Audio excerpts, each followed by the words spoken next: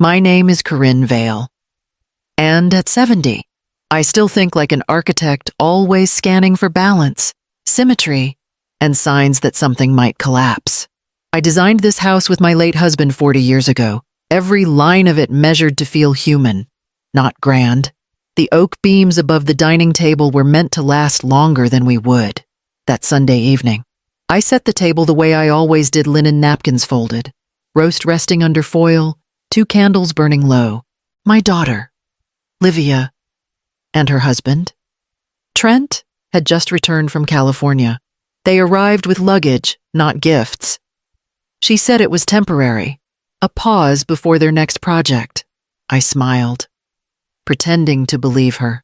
The meal started quietly. Trent poured himself wine before offering any to me, talking about opportunities and investors, the way people do when they want to sound successful. Livia nodded along, her gold earrings catching the light each time she agreed. I asked about the drive up. She said little. The air smelled of rosemary and something brittle pride. Maybe halfway through dinner, she set her fork down with a small click that sounded louder than it should have. Her voice was calm, rehearsed. "You can take the guest room," she said, "or move out." The room stilled. Even the clock on the mantel hesitated before ticking again. Trent leaned back, smiling as if to soften the blow. "Better if you're gone by tomorrow," he said. Cheerful, like we were rearranging furniture instead of a life. I looked at my daughter, at the lines around her eyes that I once kissed when she was feverish and small. For a moment, I thought I'd misheard her. Then I saw the way she avoided my gaze, eyes fixed on her plate. Jaw set. The fork slipped from my hand and clattered against the porcelain. The sound echoed through the rafters we had once sanded together. My husband and I, in another lifetime. No one spoke. I rose, gathered the empty plates, and carried them to the sink. The roast cooled behind me, untouched. Upstairs, the attic window was cracked open to the rain. I watched the drops blur the city lights and knew, without words, that I would not sleep here again. The next morning, the house already sounded different.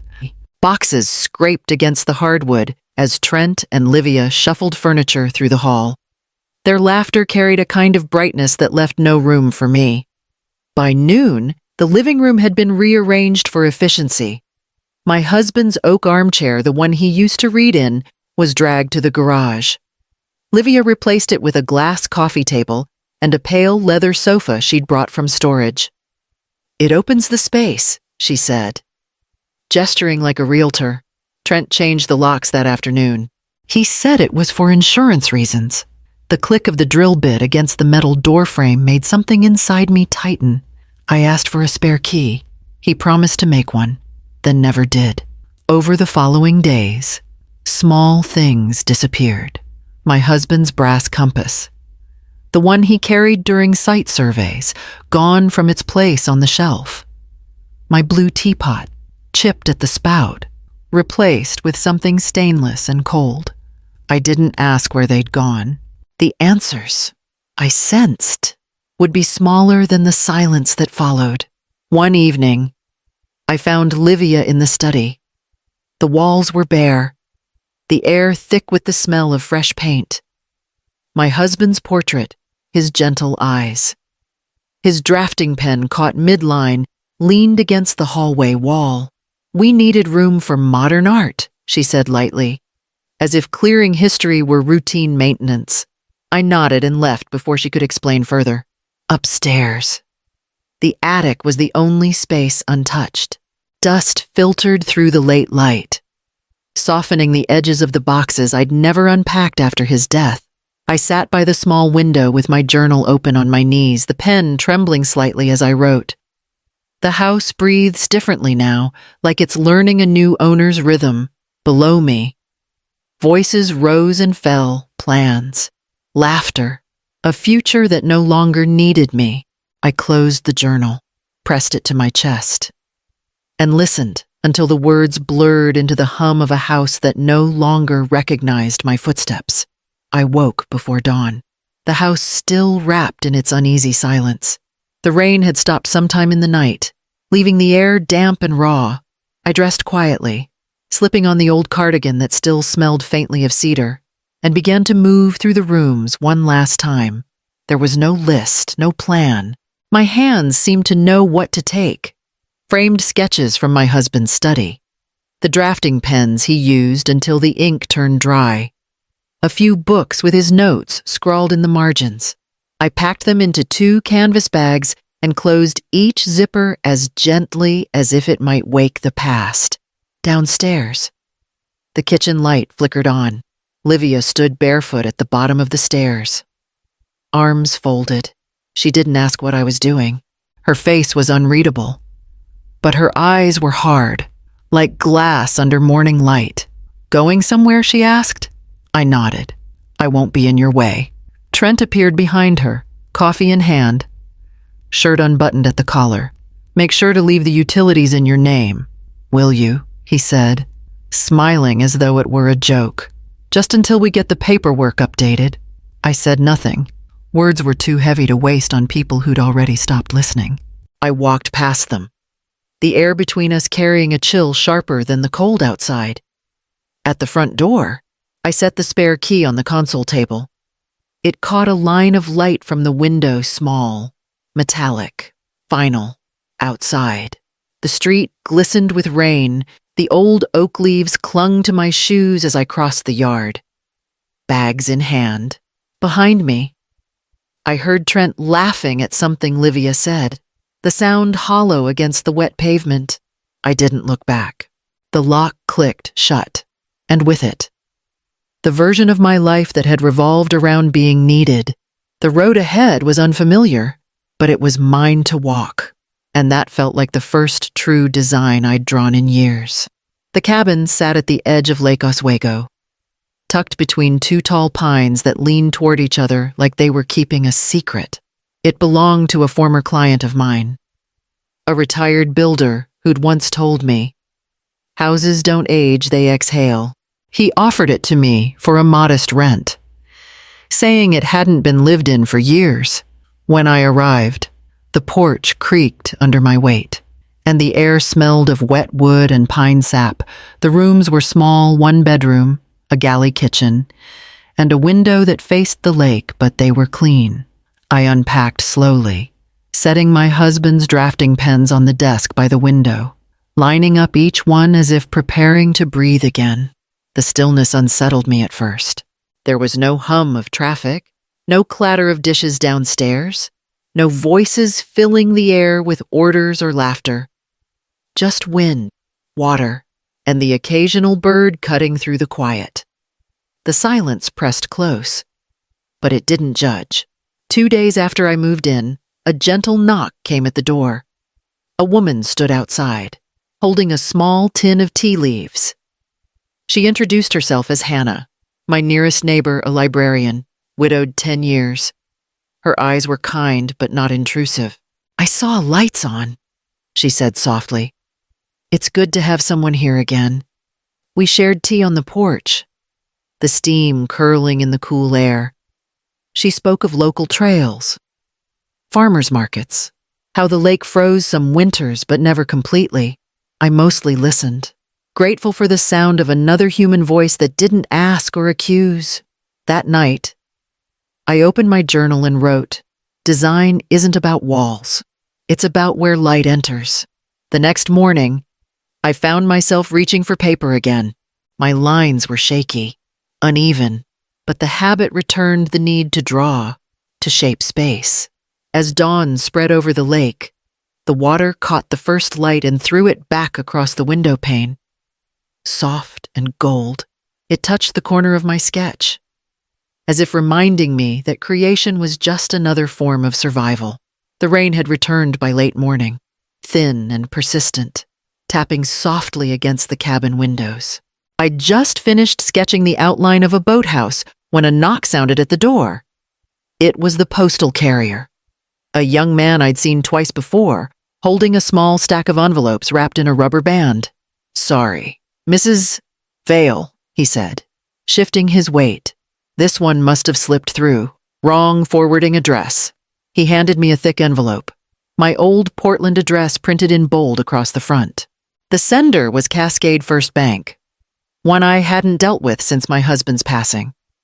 I set it aside at first, assuming it was a delayed statement or a notice for the house I no longer called mine. But something about the embossed seal caught my eye. It was recent. I tore it open. Inside was a confirmation letter for a home equity loan, approved the previous week. The amount made my stomach tighten.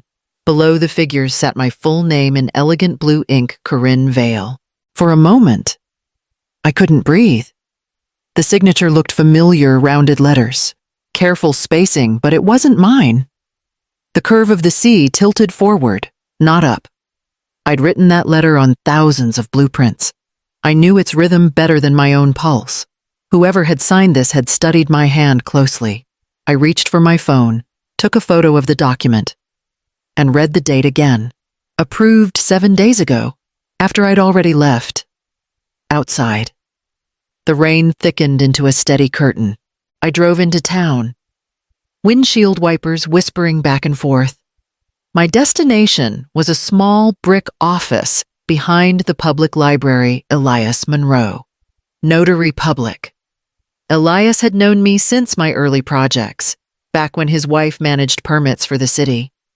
His office still smelled faintly of coffee and carbon paper. When I showed him the letter, his brow furrowed.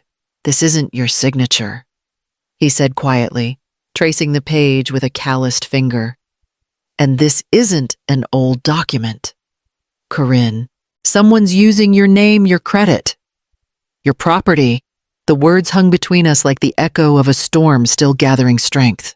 Elias spread the papers across his desk, adjusting his glasses as he studied the lines of ink. The office smelled faintly of dust and old varnish, a scent that reminded me of blueprints left too long in storage. He held the letter up to the light. "See this indentation," he said, tapping the bottom corner. "It's from a carbon copy, probably signed on top of another form. But that pressure mark here," he ran his finger along the edge, "this isn't yours. Whoever did this pressed too hard." I leaned closer. Years of drafting had trained my eyes to notice what others missed, the way ink thickened on a downstroke, how paper fibers bent beneath the nib. They copied it. I murmured, "But they didn't understand how the hand moves." "The flow's wrong," Elias nodded. "They forged your consent for the loan. And see this permit number in the corner. It links to a property modification request filed last month. That's not your signature either." When I got back to the cabin, I powered up my old laptop, the fan wheezing like a tired breath. I logged into the public records database and entered the permit code. It opened to a file under Ravenstair LLC, a company I didn't recognize. I clicked again and found the address, my former home. The file listed cosmetic renovations and exterior improvements, signed off by Trent Carson, managing partner. I printed the pages, laying them side by side. The handwriting on the approval slips was identical to the signature on the bank letter, same tilt. Same heavy pressure. Whoever Trent had convinced to process it hadn't looked twice. The pattern was clear. He'd used my name to leverage the property, to make it appear solvent for another investment. Elias called later that evening. "I did some digging," he said. "You need to contact the Oregon Real Estate Division. They're already chasing a web of fake appraisals. If this ties in, the house could be evidence." I stared at the papers scattered across my table, the lines of ink glinting under the lamp. The house I built from love and sweat was now listed as collateral in a stranger's scheme, and the stranger was family. I hadn't planned to go back, but the thought of my husband's old compass kept tugging at me. It was the one thing missing from my boxes, the small brass circle that had guided him through decades of surveying sites and, later, guided me through grief. I told myself I only wanted to retrieve it, nothing more. When I pulled into the driveway, The house looked polished but lifeless. The flower beds I once tended were bare, and a sleek black car I didn't recognize sat by the curb. Through the front windows, the glow of pendant lights illuminated new furniture, pale leather, chrome fixtures, a bar cart lined with half-empty bottles. The air inside smelled of citrus cleaner and something synthetic, like a showroom that forgot to breathe. Livia was in the kitchen, her hair pinned too tightly, a glass of wine trembling in her hand. She started when she saw me. "Mom, I didn't know you were coming. I just came for your father's compass," I said. My voice surprised me, steady, even kind. She gestured vaguely toward the study. "It's somewhere in there. We've been reorganizing." The study door was ajar. The books I'd arranged by subject were stacked haphazardly on the floor, and the desk drawers hung open. The compass lay near the window, dulled but intact. I picked it up, brushing away a film of dust. As I turned to leave, a voice echoed from the living room. Trent's voicemail speaker left on. "Mr. Carson," a man said. His tone clipped. "Your payment's late again. We've given you every extension. Call me before noon or the file moves to collections." Livia froze. The color drained from her face. "It's just a delay," she whispered. Not meeting my eyes, he's sorting it out. I wanted to reach for her, to say the things mothers say when the world starts caving in. Instead, I folded a small note from my pocket and set it on the counter beside her glass. "They're watching the papers you signed." The compass felt heavy in my palm as I stepped outside. Behind me, laughter played faintly from the stereo hollow, brittle, borrowed. The light was fading when I turned onto Maple Crescent again. I had meant only to drop off a photograph, one of Livia as a child, sitting on her father's shoulders beneath a half-built archway. I'd found it tucked between two sketchbooks and thought she might want it. But before I reached the porch, I saw the cars. Two dark sedans parked at the curb, engines idling. A pair of men and a woman stood by the gate, their coats marked with the emblem of the Oregon Real Estate Division. Across the street, neighbors lingered behind curtains, pretending not to watch.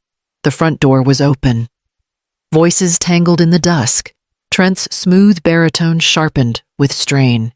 "This is ridiculous," he said. "You're misunderstanding the paperwork. Everything was authorized." One of the investigators spoke quietly.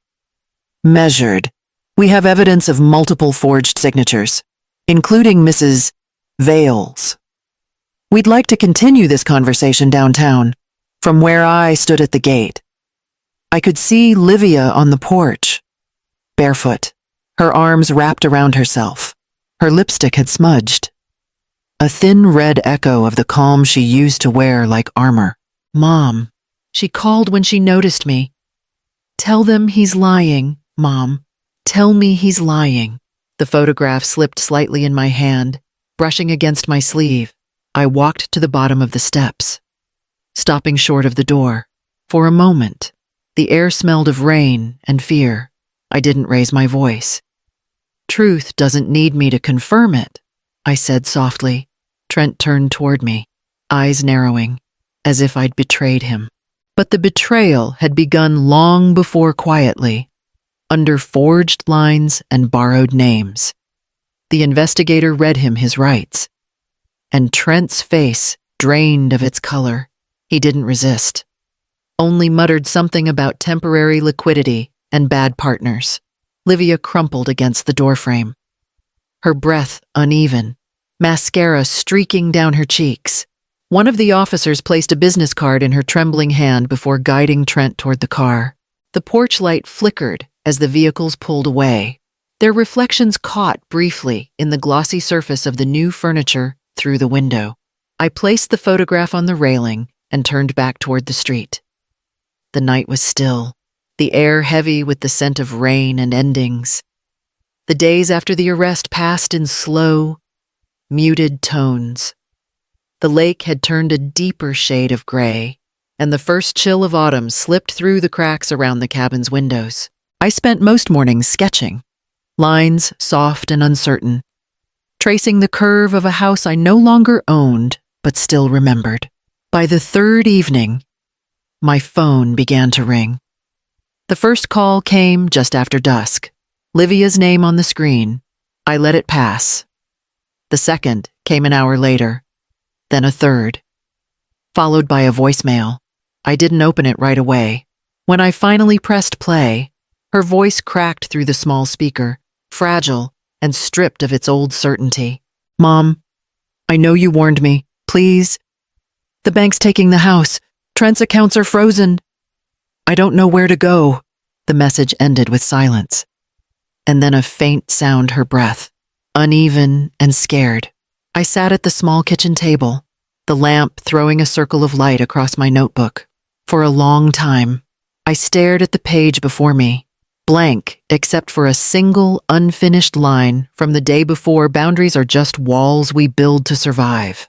I picked up my pen and finished the thought. Love survives, but rescue ends.